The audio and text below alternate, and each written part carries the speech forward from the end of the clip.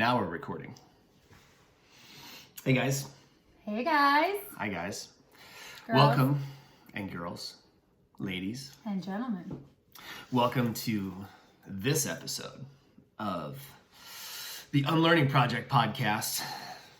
Yeah, it's going to be a great podcast. We just finished wrapping up the 10 Steps to Unlearning series, which was absolutely so fun. So fun to do. We wrapped up our final session in Sedona, which could not have been more fitting and perfect.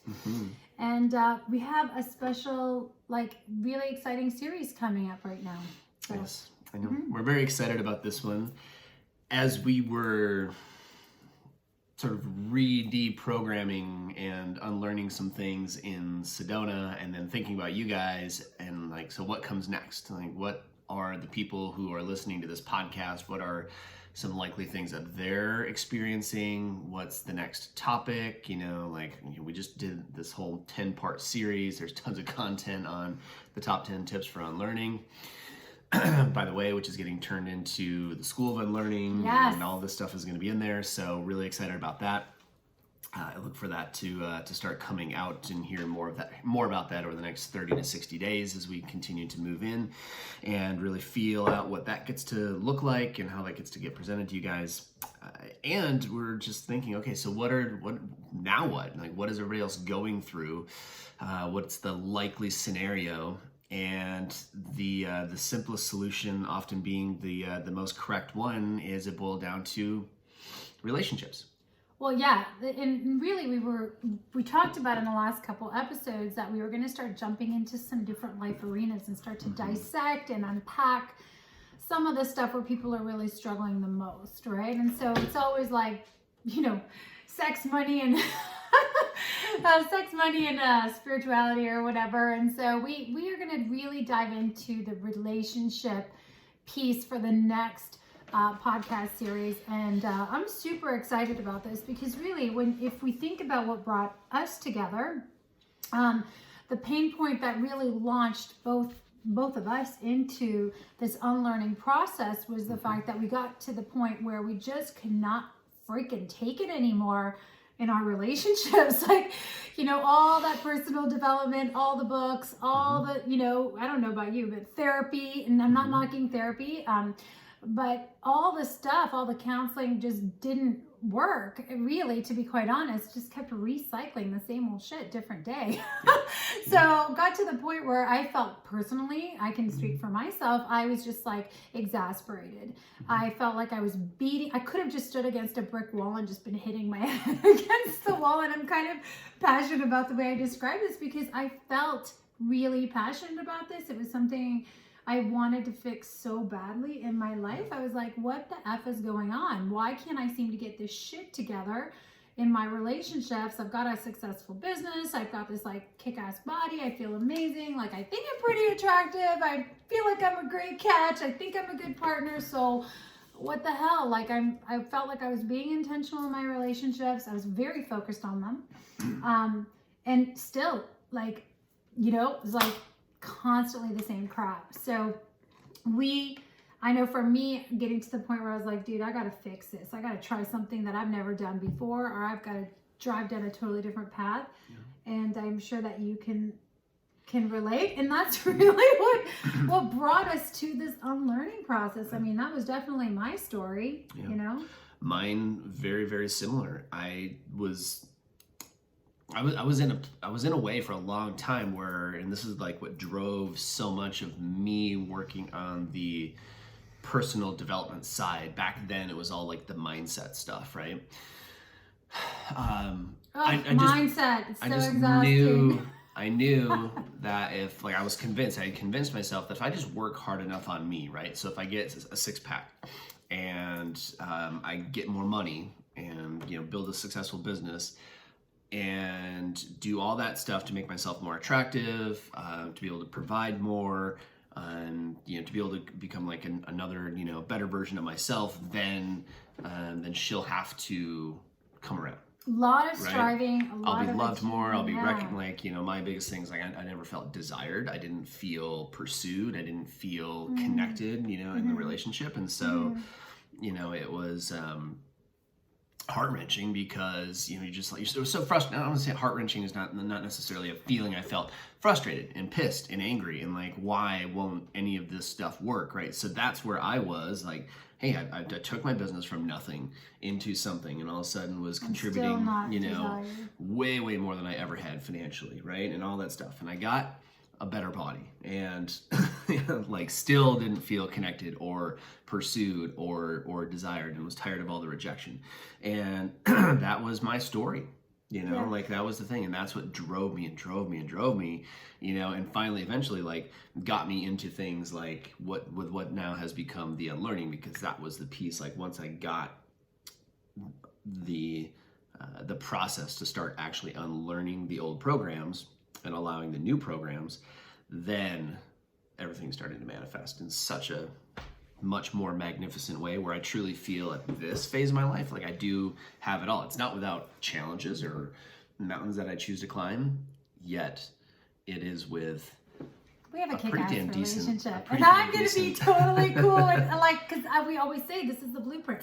Okay, so I want to just tap into something that you were saying, because it was really interesting listening to you talk, and I haven't really thought about this before in all the conversations we've had, which is... And we've had a lot of them. We've had a lot of conversations about relationships.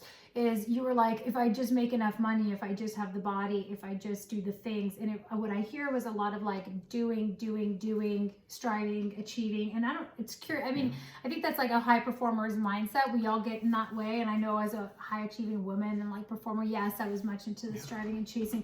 But your frustration was, what I'm hearing is kind of like as a guy, maybe like I'm trying to, you know, be and attain and achieve the status and things that will make me more attractive. And it's still not panning out. And then, we were literally just talking about this morning on the way back from the park with our coffee. Yeah.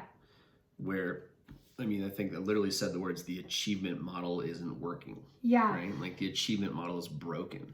Yeah. And so it was, so that the guy's view, or like the masculine view here, maybe that too. We'll talk about this in later series when we talk about polarity and like getting back to the true masculine and feminine, how we create that beautiful polarity. But yes, I too felt that frustration from like trying to do and be and not feel supported. But I think from like the feminine side, or the woman like me, at least for myself, I can't speak to the ladies out here, but when you said heart-wrenching, I was like, yes, that's exactly how I felt. It was heart-wrenching. It was like very much about like, I was pouring so much of my heart into these relationships. And maybe some of you ladies out there can relate. It's like, it wasn't so much about I'm doing all these things for him. It was like, I felt like I'm pouring so much. Like I have such great intentions. I want so much. My heart was constantly like getting poured in and getting crushed, you know? And that thing that you said about like feeling heart-wrenching, like to me it feels, that feeling of laying in bed next to someone who you feel so disconnected from. It's like our greatest fear is to be alone, but man, what's worse is to be with somebody physically, like have a human body next to you that is like, you don't feel connected with, right? You don't feel seen, you don't feel heard, you don't feel desired, all those things. So I think from the side, you know, the other side was like, yeah, pouring our hearts into something. And so it seems like whenever isn't love enough? Like, isn't it enough just to really pour my heart into this and like want it? Like, why? It should just work out, right? And it's interesting that it didn't, right? Sure, my heart was in the right place. It sure is, if you are still operating from with the program that relationships are supposed to look like whatever, the Leave It to Beaver family or whatever program you grew up with, right? Like if you grew up with that program, like for me, my folks were married 53 years before my dad passed away, right? And it didn't matter. Like I remember like divorce was like we weren't like big, like super like, you know, Christian folks or anything, but like divorce was just like never an option, right? And anybody who did it was bad or wrong. And that was the program. Those are the words spoken much more harshly. A lot of judgment. You know, a lot of judgment that way. You know, there's, you know, a lot of programming that I received, you know, because that was the model. It was my way or the highway. My dad was very much like the decision maker. Everybody gets a say. There's only one vote. This is how you do it. He literally told me when I was a teenager that whenever I get married, before, he said, before you get into bed that night, make sure it's very clear who in the relationship wears the pants. That's funny. I think this will be a really interesting topic when we jump into the polarity session that's coming up.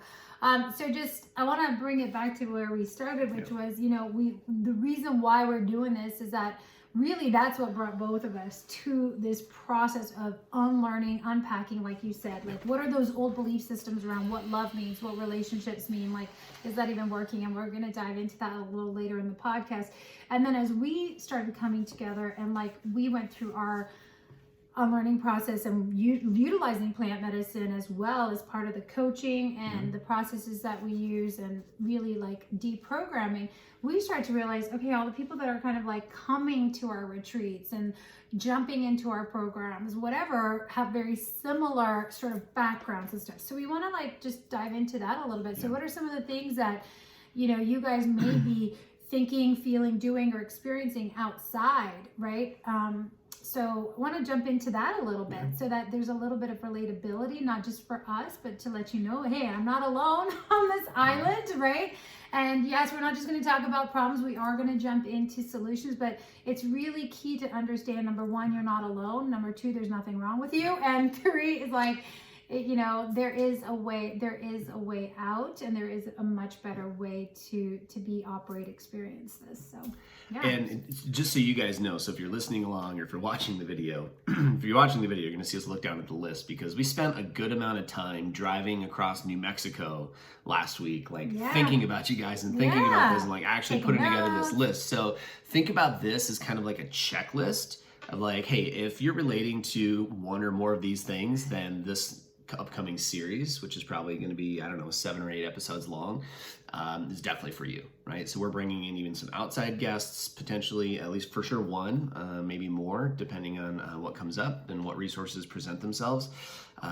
We're open to whatever comes into our sphere of influence to be able to share the right resources with you, but we've got at least 7, I know that we listed out this morning that we're going to record just on this topic alone. So plenty of content, and this is like a checklist. So if you're hearing these things as we roll through them, just know, okay, what's coming up for you in the coming series is definitely like something for you, specifically for you. Yeah. Mm-hmm. So what are some things that we're finding? And by the way, you don't need to fit into a box or anything like that. But what we're seeing is, these conversations are definitely coming up with people who are either are leaders of some place, right? You guys, if you're listening to this, you've done the personal development stuff. You've been reading the books. You've been going to conferences. You've had this ain't your first time at the rodeo, you hear a lot of these things and you're like, yeah, I know it, right? Like I know. So we're talking to probably a lot of maybe a lot of you are entrepreneurs or execs or leadership type roles. So you're used to doing, achieving, being very much up in your head about things, right? And leading from that place, right? And it's worked for you for a long time, and yet it's the very thing that's now like massively putting a brake on the next level of life that you want to experience. So we're finding that a lot of you guys are coming into our sphere, and we can relate because we want to fix. We're fixers. We're doers. We want solutions. And fixers, achievers. We're fixers. We're achievers. Builders. We're builders. We want to make shit happen. And we also can get incredibly frustrated and impatient, which heightens that, right? So the frustration factor, the anxiety that comes up is much higher, right? Because we are expected to fix things. And when they don't, and we feel like we can't exit, right? It can be really, really agitating. So that's what we're finding. Also, really a lot of disconnection, right? Like feeling disconnected. We can't seem to find intimacy and connection, and I think, connection with each other, but also connection with ourselves. What I'm finding, especially working with my private clients, my mastermind, my group clients, people that are coming into this, is like, and again, I think this really comes back to being very much in our head. We haven't really taken the time to allow ourselves to feel all the feels and get in our heart. So we are disconnected from ourselves truly. And this is where I'm going to really challenge. If at any point during this podcast, you're like, yeah, I already know that. I've already done that. I just want to beep, like beep, big beep. Beep The yourself. minute you hear yourself say that, like slap yourself or something and go, okay, well, I know it, but is my life a reflection of it? Because if my life isn't a reflection of what I say I know, then I don't actually know it in my body. I know it in my head, which is exactly what I just told you. You're all up in your head.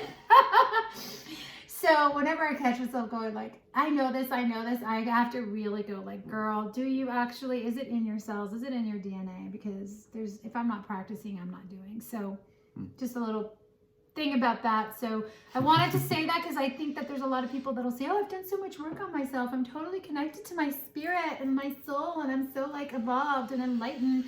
And yet I'm having these crappy relationships. So like,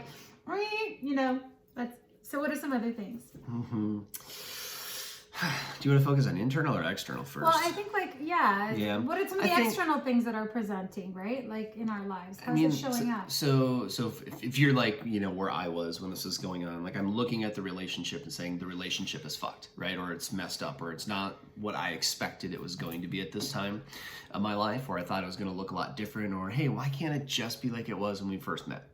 So relationship problems are going to be presenting. I'm probably focused on the fact that it doesn't look right, or it doesn't look like how I want it to. So I think that's a big one for a lot of us. And we're just like, why can't it be better?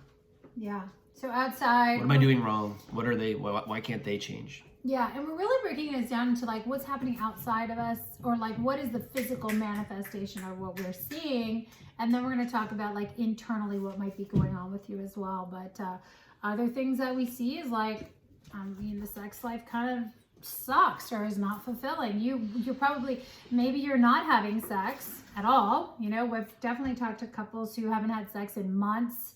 Some of them like have sex, on their anniversary. It's like the duty sex, That sucks. A, it's a lot of pressure, and B, it just sucks. And it's so short and fleeting. Or maybe you're having sex, but it's really infrequent, or there's a lot of conditions around it, like, fine, I'll throw you a bone, So we just kind of feel, I hate to use the word, but it's true. We kind of feel dirty afterwards. Like, it's not fulfilling, right? It's just like something that someone did to either please us or we did to please someone else, but it wasn't really a mutual thing. Or maybe you're having a lot of sex and it feels really empty. Like it just doesn't, there's no depth and connection to it. It's just something that you're doing, like the physical things happening, but there's no emotional. Connection. Yeah. No, a lot of you are super stressed out like all the friggin' time. So that's probably something that's coming up for you. So the likelihood, like you're stressed in the relationship and then somehow that's like filtering over or spilling over into the business, or you're super focused, like it's manifesting at work and you're super stressed about everything that's going on there, and that is, in our line of thinking, that's just another reflection of what maybe some of the unlearning that gets to happen over on the internal side and within the healing of the relationship. Once you heal that stuff, work stuff is going to take care of itself. Work is actually pretty easy once you can solve the internal game. Yeah, and what we have found is like, wouldn't it be awesome if this relationship, because when we feel at ease with each other and we can really be 100% of who we are. What I think is so amazing about our relationships and some of the relationships that we have seen that are amazing and intimate and all this stuff that we talk about is that, you can 100% be 100% you, raw, real, unfiltered, and that person next to you actually amplifies your gifts and amplifies your grief, like whatever it is that you bring. Like they want to hear what you have to say. They want you to share who you are. It's not like, oh, shut up, why are you saying this? There's not like that, constant criticism and chirping that goes on and paper cutting the relationship, right? These little like death by 1,000 paper cuts. Which happens a lot, and that's very stressful when we can't be all of who we are. We have to diminish ourselves, water ourselves down around our partner. Like we're totally unseen, and that always filters into work. And if you think you're compartmentalizing and you're just like, oh, okay, I'm going to shut the door here and go over there, guess what? That only lasts for so long till that shit starts showing up. And you cannot sustain that long term. And many of the people that we've worked with have discovered that. They're like, okay, now I'm like, it's just like they're feeding each other. And then you're just like, which ones were, the chicken or the egg syndrome. So our goal is like, the more we get to wholeness, in ourselves and in our relationship, what actually happens is our business starts to reflect, which is super important because, like I said in the beginning, so many of us are entrepreneurs and leaders, and we get to show up in all of ourselves, really believing in with a high level of conviction about our value, our worth, what we're offering. And when we are feeling unworthy in our relationship, that's super tough. Yeah, super tough. So I think another thing that comes up for us a lot is cash flow, especially if you're an entrepreneur. Probably shows up both in your personal as well as your business cash flow. Maybe not, but chances peaks are. And valleys, maybe. There's good, like there's really great months, and then there's really lean months, and so on and so forth. And that's kind of, there may be a natural business cycle, yet there's like what's the feeling around it, right? And I know every time that I have something to work on, often it shows up in my business as like, there's a cash flow thing, which means I just have, more work to do. It's fine. I have more unlearning options available to me. I was just studying something yesterday that talked about this achievement model, right? So the achievement model is like, I've got to do in order to have. And what the way, the nature of the universe, the way that the world really is working, if we could just allow the program to happen, is in the way of allowing. Most of the time we're actually getting in the way of consistent cash flow, right? Because my program says I have to do these certain things in order to deserve it. When the reality is like, you just do. And you do deserve it, right? You just allow it to come through. So inconsistent cash flow, worrying about money, and I would say health issues, a lot of things coming up. I want to just go back to that money thing. I have something to say about that. It's not so much about the money, it's just about passion, really. And I think when we are passionate about something, whether it's in our business or whatever, and I don't want to spend too much time on the business, but I feel like it really does transfer over. Like so many of the people that I've worked with, it's like all passion or all flat. Like there's so much of this like peaks, valleys. And so we see this a lot in relationships too, that are especially toxic ones, codependent ones, like stuff where, the relationship is not serving you. It's like, but there's these moments in time where somebody does something, or it's like, oh, there's like a glimpse of light, or the business is doing well, and then all of a sudden it's like, whoa, oh, the relationship is amazing and everything's great, we're making money, everything's happy, but it's so freaking superficial, and so we're living on this high, either because for a moment the relationship is improved, so the business outlook improves, or the business outlook improves, and so it's kind of interesting if you actually watch through the cycles, because it's like, I'm all in, I'm all out, I'm high, I'm low. It's so volatile, like really. And it just is evidence that there isn't that sustainable base, right? And so it's an interesting thing to just kind of watch. And because especially like the adrenaline junkies out there, which is a lot of, it's like, hell yeah, we get this like disillusionment around like, oh, things are great, but it's a temporary fix. So what we're talking about really is like sustainable growth, sustainable, like a heightened, sustained feeling of connection and joy and growth. And it shows up in, our business growth and our relationships. And so it's just interesting, right? Because I hear that a lot. I'm so tired of the peaks and valleys. Energetically, financially, relationship, passion, right? It's like on and on. It sizzles and fizzles and stuff. And so that kind of goes, yeah. And so just start to notice, even as we go through all the things on the list, especially that one. So right, we're bouncing between relationship, cash flow, the business, and how things are showing up. Just notice how there's only one common denominator in all these areas. Yeah, that's really so just start tuning in. Yeah. And the last one is just, and I want to just dial in. So external things you've talked about is like, it's just feeling disconnected. Maybe our sex life isn't where I want it. There's peaks and valleys, a lot of peaks and valleys. And this is not to say you're not going through good times and bad times. Like we all go through life, we're having this human experience. But the other thing I see is like, I've been in the health industry for 20 years, right? That's where I started, was fitness, nutrition, health, a lot of weight loss coaching for many, many years. I focused on weight loss with my clients. And I will tell you, most weight is emotional weight. Most physical weight gain that people have when they're carrying around 20, 30, 40, 60, if you start getting up in the weight, that's definitely emotional weight. And so when we look at, okay, well, what's under that emotional weight? It's usually relationship. It's always some sort of relationship issue that gets stored in the body, right? We would say like the issues are in the tissues, or the body keeps a score, like all of these things. Like our emotions are stored in our body. And so much of these deep-rooted relationship issues either create a physical armor outside of us, so we pack on weight to protect ourselves, right? And we can do a series about that in health later down the road. Or your body's so stressed out, and both, right, that it's always in this heightened nervous system, hormonal response that just doesn't allow you to relax. So you just keep packing on weight.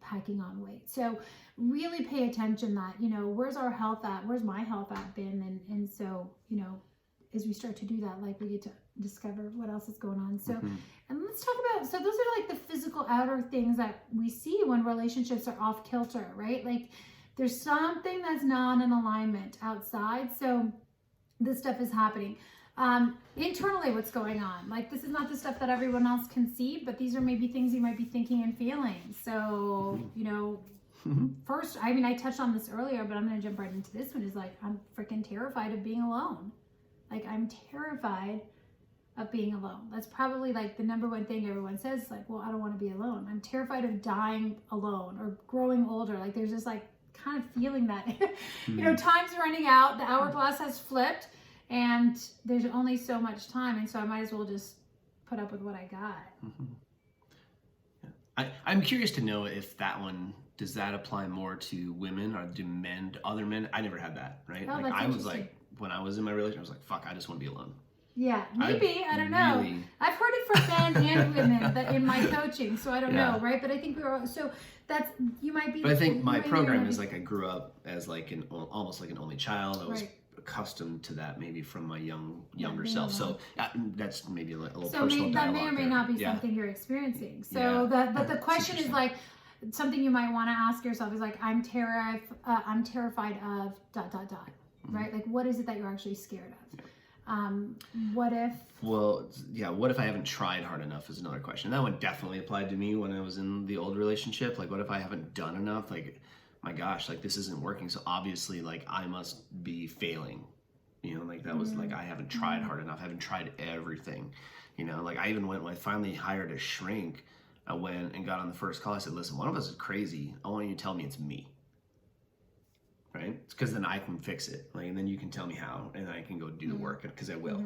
Right? Like because that was the program. It's like this, you have to find a way to make this work. So something's coming up as Mark's talking here, as you're talking, and I'm just going to jump in. This is not part of our podcast outline, but I'm going to shift it because I don't want this to feel heavy for you guys listening. And what we don't want to do is just focus on the negatives, right? We want to stay focused on what is possible. So I'm going to add something, because I'm actually feeling an energetic shift in the call. So I want to shift it back in the direction that I want it to be expansive for you guys that are listening. So as we're talking about this, like I'm terrified of being alone, or I'm terrified of, I'd love to invite you, and I'm going to do the flip. So as Mark talks about the question, I'm going to do the flip. It's like, wow, and so what if I was excited about being alone? Like, what if I was looking forward to being alone, right? And so the last one that he said, like, what if there's something seriously wrong with me? It's like, what if I'm perfect just the way I am? Like, what if I'm just exactly where I need to be? What if there's nothing wrong, right? And so as we're asking these questions, and this kind of goes into where we're headed next, is like starting to question the program a bit. But, it's a really good exercise to just like consider those questions, like to look at the opposite. So like, you just take whatever belief system you have. Like, let's say you have a very conservative belief system. Like, it's a healthy exercise to just look at like, to ask questions from like a liberal point of view, and just consider that. I know like in my business right now, like we've been going through all the adaptation to the new world. In fact, just this morning, I read an article about, the fact that corporate training is never going back to the classroom. It was in Forbes. It says corporate training is never going back to the classroom, which is a huge upheaval to the business, because we've spent a lot of time in the classroom on trained classroom trainer. And so what that allows me to do, so now I'm looking, so first of all, the problem is I look at that like, oh, like we're not built for that. And then I can also take a look like, well, what if we were? right? Yeah. What if we're the best possible delivery vehicle for digital training or Zoom training or whatever, right? And so we started looking at all these the opposite what ifs. So you keep the positive. I'll dive through all like the shit over here. I want you guys to feel the difference between when Mark's talking and feel what happens in your body as a shift. So why don't you do the like what's actually going on in my head? And I'm gonna make it hard for you. Make it like, feel it heavy. I want you to feel not heaviness, but feel whatever comes up in your body as you are constantly playing these thoughts out in your head. Maybe they're not relevant to you, but maybe you have a variation of this. And then just as I just start to flip it a little bit, just be the observer. We've talked about that. We're going to unpack it a little bit. But so what else is going on in your head? I'm going to call your bullshit on this and make this one tough on you. Why are you being no? Like we're doing this exercise. I have to sacrifice. I know. So okay, so I'm going to the next one. And it's you want me to go that one? I want you that's to do not that where because that's a big one. All right, finally, I've got to sacrifice what I've worked so hard for in order to have something better. So I've spent all this time building up this nest egg, or building up this family, or building up this business, or building this house, or whatever, and now I have to give it all up in order to have something better. I don't want to do that. Yeah, God, that's heavy. I don't want to. I don't want to. It's mine. But what if something better is actually waiting for me, and I'm actually just blocking it right now by holding on to this stuff? What if I could have it all? What would that be like? I wonder what it's like if I could actually have it all. And just, you know what, I'm just going to play there. I'm going to like experiment and dream a little bit about what that would look like. What if I actually had great sex, amazing intimacy, was making great money, felt amazing in my body, I was actually doing things I love? Like I wonder what that would be like. Interesting. Okay, fine. So these are questions I ask myself, yo. Yeah. What if we had the most amazing communication ever? What if you really understood me? I feel like I do. Yeah, you do. Okay. I'm so I did what if I haven't tried hard enough? But what's your take on that? So what if I haven't tried? What if I haven't done enough yet? Yeah, this is like when you say that, I feel the whip of shame and guilt. It's like, how can I give myself compassion right now? Like, how can I celebrate what I'm doing right? You know, how can I give myself some grace? Like, I'm human having a human experience. So how about I focus on the things that are working, that I am doing right? And, you know, how do I give him grace or her grace? Yeah. You know, where could I be a little more compassionate? And I would just even add one more to that, to get on the gravy train with you. And, you know, is it true? Have you really not tried hard enough? How do you know? How do you know that you haven't tried hard enough? You know, because I mean, we build a story in our head that says, like, if it's not showing up, then obviously I haven't, right? Like, that's it. Like, what if there's another option? Like, what if there's another way I can look at it? So, okay. And I also, and around this trying thing, like what comes up for me, and I'm actually really playing in this space right now, so this is very relevant to me, is like, that's why I went right to the compassion and grace, please, because I've been a professional self-whipper for years. Mark will tell you, he's like, why do you keep doing that to yourself? But what if I don't have to actually try? Like, what if I can just let that go? Like, I don't have to try so hard anyways. What if I just stop trying? And that's super fun, because I've had clients that have tried for years to change their partner. And sometimes we play this game. It's like, what if we just stop? Like, what if we just don't try to change them anymore? Just, there's nothing to try. Just, and it's wild how things shift. So yeah, that's a cool one. Yeah, and just be honest, everything shifted for me when I stopped trying. Yeah. That's such a great thing, guys. Like, honestly, I hope you catch that. Like, if we keep saying that I'm trying so hard, something's wrong with me. Yeah. It's not always you. Yeah. That is a real statement. I mean, a real, true reality. Sometimes it's not you, and that's okay. Yeah, and to me, like, trying just feels hard. You know, like, people will say that when they're like, I'm trying to get him to do this, or I'm trying to get my kids, or I'm trying so hard to communicate. And it's like, we feel like we have to yell or scream or cry or whatever it is. And it's like, we're trying, but it's like, you know, we got this thing. Trying just has resistance around it. So we're all about like releasing the resistance, releasing the friction, just getting that out of the way. And it's a process. So let's keep going down these. All right. I am sick of... I'm going to skip through to this one. Walking on eggshells. Ooh. I know that my reality is I'm getting yelled at today. I'm tired of walking on eggshells in this thing. I can so relate to that one. I am tired of walking on eggshells. So, what if I just focused on my own peace? What if I could just really focus on being relaxed in my body, in my mind? It's like, what if there is nothing to be stressed about? What if I can just do me and let it be? Like, yeah, you know? What if I can just be okay with him or her being the way they are? Letting me do me. I think so much of us walking around in eggshells is we're terrified of the response, right? Of what someone else is going to do. So by asking myself a better question, it's kind of like, well, what if I just focus on my response and, you know, I'm okay with them having their experience, whatever it is, like, you know? So all of a sudden I felt really a lot lighter and freer. Like I felt less of a hostage to your mood swings or whatever.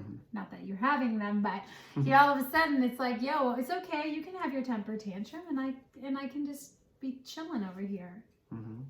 Yeah. So the thing I actually really appreciate about you, like if I'm having a moment where, like yesterday, I was in my head about some business stuff and I was just struggling. I just need to get outside, go for a walk, go for a run, like move my body and like move the energy around and allow like better answers to come through and a better strategy. And so I appreciate that about you. And like, you're like, all right, go have your space, go do your thing. You know, I'm like, I don't need to fix you. I'm like, you'll figure it out.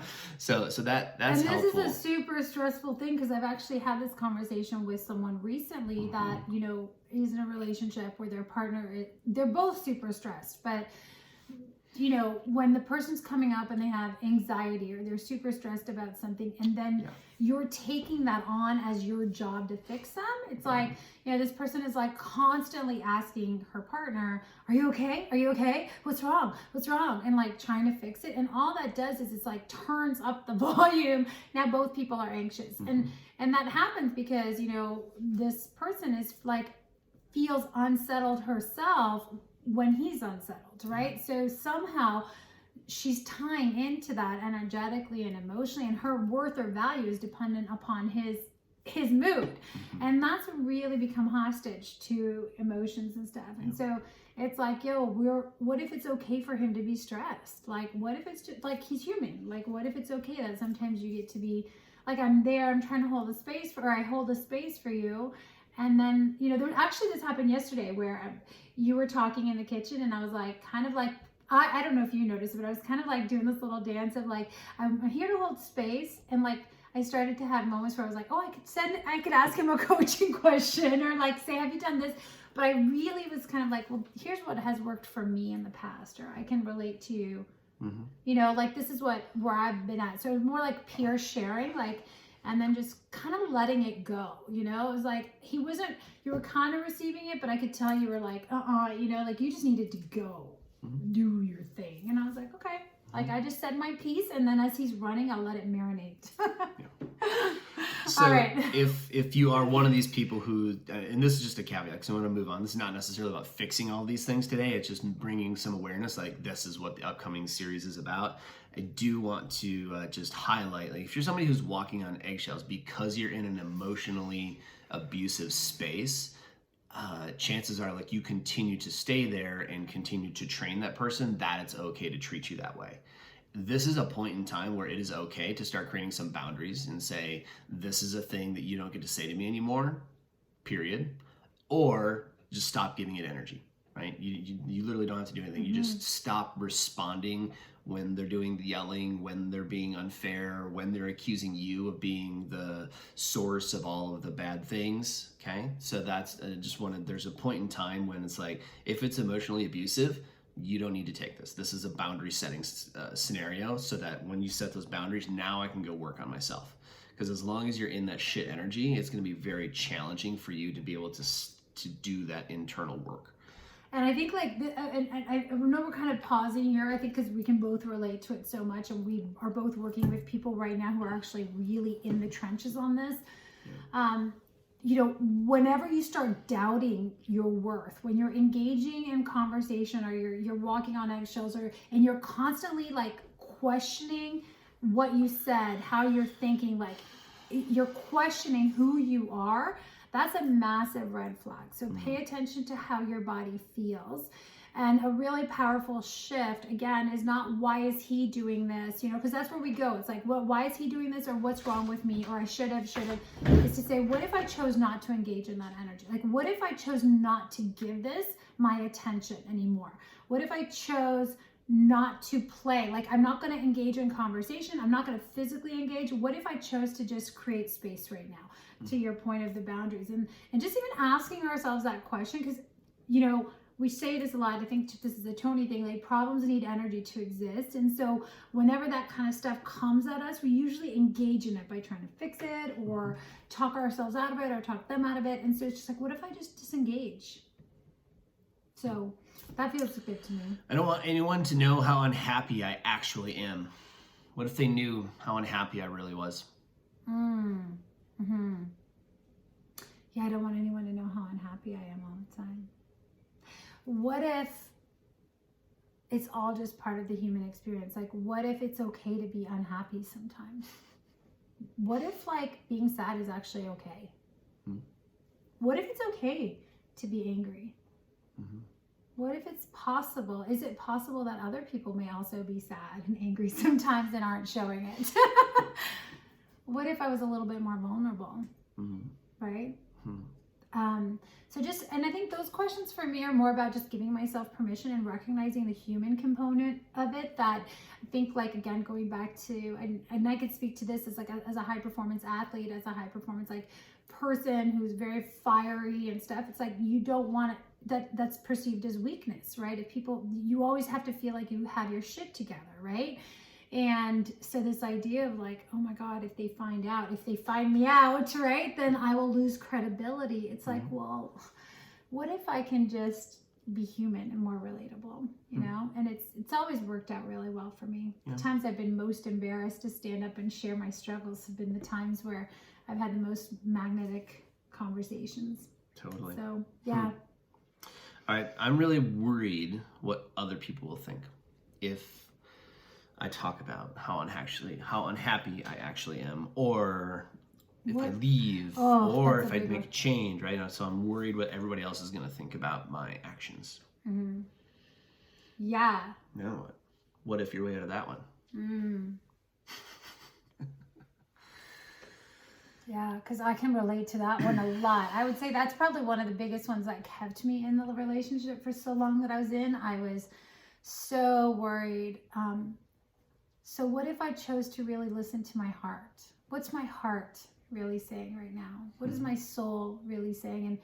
And has my heart really led me astray in the past? Truly. When I followed my heart, where did it lead me? Another thing I'll often ask myself is, whenever I think about this, like, what will other people think? A question I'll often ask myself is like, if this was my daughter or my son,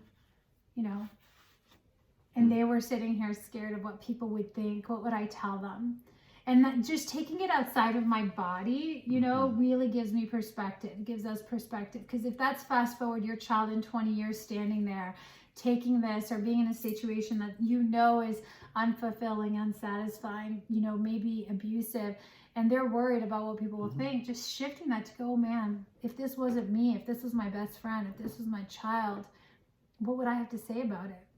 What would my heart want for them?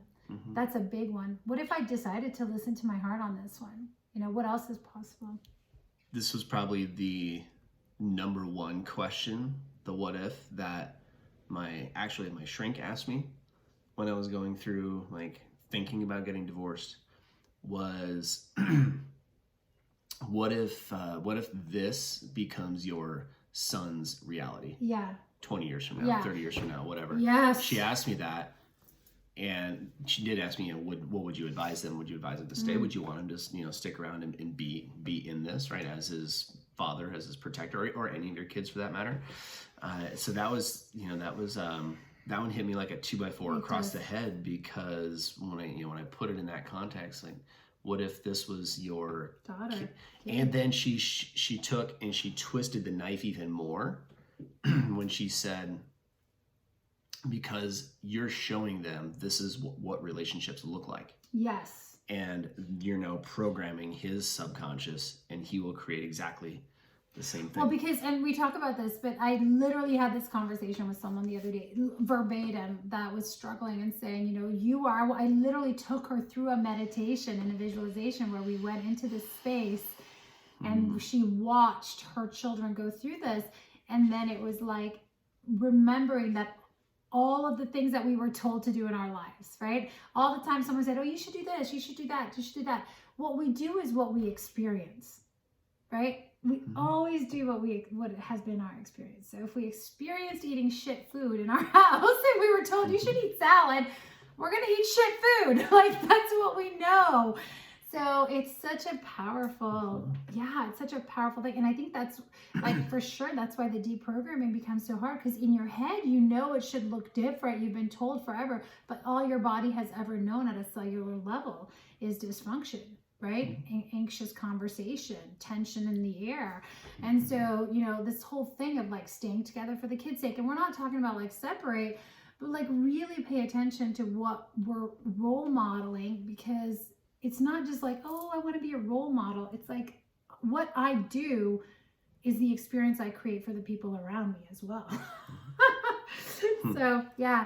And then the big flip on that for me right now, because I went through this a lot. I think I've shared a lot of this on the recent podcast, is this idea of what will other people think? It's like, honestly, what if I just didn't give a shit what other people think? Yeah. Like, to me, that's been my number one question, is like, at what point am I going to start giving a shit of what everyone else thinks and start giving a shit about what I think? And that really, for me, has been a question to reclaim my power. Good. That's a lot of good stuff. This is a big checklist. So if you're resonating with some of this, obviously, like even one of these things, and you no longer want that to be the reality that's showing up for you, then this a minimum 7-part series that we've got listed out here is coming up, and it's going to be for you. It's going to be so, we're really excited to gift this out through the podcast to you guys. And so this is kind of your preview of what's to come. Yeah, so I think right now today is like, here's the overview, and really we dove into like, what are you thinking? What are some of the external things? What are you doing? What are you thinking, feeling? We're going to start to unpack, like, what I want to invite you guys to do is like, is it time to start questioning, poking holes in some of those old rules and old programs? Let's just let them bubble to the surface. So that's all we wanted, because a lot of these things are stuck way down in the basement in a corner, and we don't even realize they're running the show, right? So let's let this stuff rise to the surface. And I just want to put a disclaimer here that when this stuff rises to the surface, it's uncomfortable. It's literally like when you detox, the first thing that happens is your skin breaks out, right? Like there's a little bit of body odor, like things come up that you have not wanted to actually acknowledge or look at. And so I just, if you're willing to go there, it has to exit, like it's got to move. So if it's down in you, as it comes up, it can feel yucky, it can feel uncomfortable, and just know that it's temporary. The more you allow it to pass, and you allow it to move, the less you have to deal with it. The more you resist it and keep trying to suppress it as that discomfort rises, the longer you get to hold on to it and experience the frustration and the pain. So really, it's up to you how long. So I want to, number one, invite you to start to jump in as we go into the unpacking of these beliefs and really helping you to give you some tools on how to dissolve them. We're going to bring an expert in to talk about like the sex and intimacy side of things and some of those beliefs and what we can upgrade and dissolve there. But the next piece, a real live sex coach. I'm excited about that. Yeah, we're excited about that. But so step number one is, as these things come up, start to dissolve and question. We're going to give you tools in the next podcast on how to do that. The second thing we really want to wrap up with today is this power of choice. Because this is like anytime we raise our hand and we're like, man, I want something different. As a coach, I know that there's like 2 ways that I can, frame this question, right? And Mark and I were talking about this the other day, because it's this like idea of like, I want to be happy. I want to be happy. So we can choose to be happy in the circumstance that we're in. Because a lot of the pain right now that people experience in relationships, like you may be like, I freaking hate the relationship I'm in, or why can't I find the relationship? Why can't I find the relationship? And there's a lot of tension and resistance and headache around the circumstance. Like, oh my God, what do I do about the relationship? What do I do about, and we're so focused on the circumstance or the situation, that's all we can see. And so it's like, why can't I be happy? Like, or what do I have to do to get happy, like in the current circumstance, without changing it, right? Or without that, without leaving it in any way, shape, or form, right? Yeah. So I mean, that's what we've been talking a lot about, right? It's like, so what? I can choose to be happy. I can choose to try to be happy in this circumstance, right? That's option one. Yes. So take the focus away from the circumstances, what we're saying, and say, okay, well, I'm going to choose to be happy in this circumstance, right? The second thing is, like, I'm really going to choose happiness and allow the circumstances to unfold around me as they may, and be okay with that. And they kind of sound like the same thing, but they're also not, right? And this is where we see a lot of, so I want you to talk a little bit more about that. It's super counterintuitive, because what we've been programmed to do is try to fix the current situation. Right? So people say, I need to fix my marriage. I need to fix my kid. I need to fix my business. I need to fix, right? And that's like, so, and this is the program. This is what the rest of the world would even probably coach you or encourage you to go to work on. And so if I can fix the problem, then I'll be happier, right? So it's very transactional. So my happiness is dependent upon that person, that place, or that thing changing, right? So if the government would just let everybody go back to living life, or if COVID would just go away, then we would be happy. Okay, well, none of those things is ever going to happen probably in our lifetime, unless all government goes away and we can self-govern, or magically viruses stop happening. None of those things are going to happen, and so our happiness cannot be dependent. Your happiness cannot be dependent on either any of those things happening. You'll hear this, but you probably don't really take it to heart in the way that we're asking you to go to. Happiness is an inside job. So when I allow the work to happen to create the happiness from the inside out, the rest of the world will match up to the program. So it's almost like we rewrite the happiness program and what that looks like, and how you just be happy and how that shows up for you. And then the world will manifest around that. It's a very different philosophy. It's like almost to the end. I've had my coach told me this years ago. She's like, you don't have to do anything.